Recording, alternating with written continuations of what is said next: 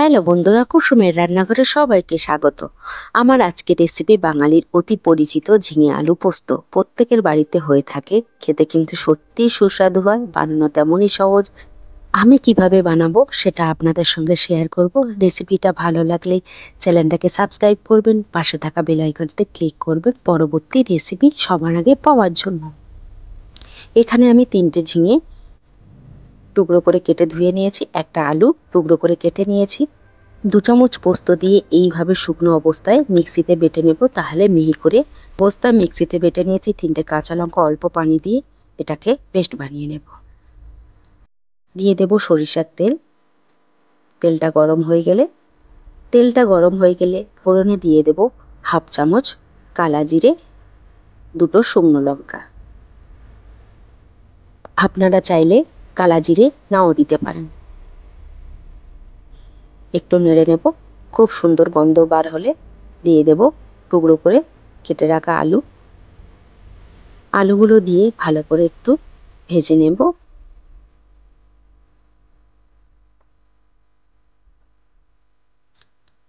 দেখুন ভাজা ভাজা হয়ে গেছে। আমি ঝিঙেগুলো দিয়ে দেব।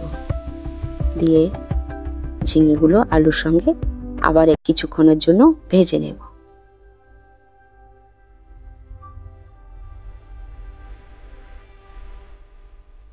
দেখুন কতটা জল ছেড়েছে। এখানে কিন্তু কোনো জলের ইউজ করব না। ঝিঙের আলুটা 2 থেকে 3 মিনিট ধরে ভেজে নেব।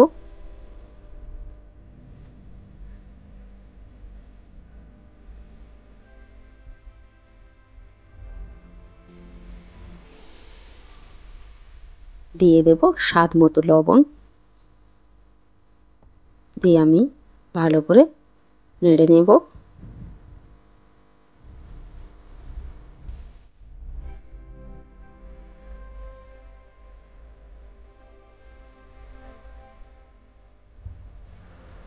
বেটে রাখা পোস্তটা দিয়ে দেব। নেড়ে নিয়ে আমি ঢাকনাটা বন্ধ করে মিডিয়াম আঁচে 7 থেকে 8 মিনিট হতে দেব। তারপরে ঢাকনা খুলে একটু নেড়ে দেব।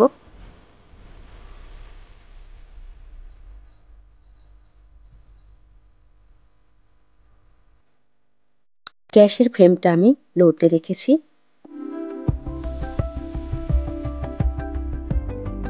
একটু নেড়ে নিয়ে তারপরে সবশেষে দিয়ে দেব অল্প সরিষার তেল।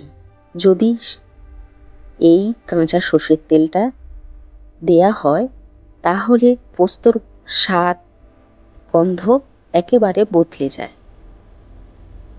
আমি নেড়ে নিয়ে ঢাকনাটা বন্ধ করে কিছুক্ষণের জন্য রেখে দেব। এবার আমি গরম ভাতের সঙ্গে পরিবেশন করে নেব। আমার আজকে এই রেসিপিটা কেমন লাগলো অবশ্যই কমেন্ট করে জানাবেন। রেসিপিটা ভালো লাগলে লাইক কমেন্ট শেয়ার করবেন। আমার চ্যানেলে নতুন বন্ধু হয়ে থাকলে চ্যানেলটাকে সাবস্ক্রাইব করবার অনুরোধ রইল। ধন্যবাদ।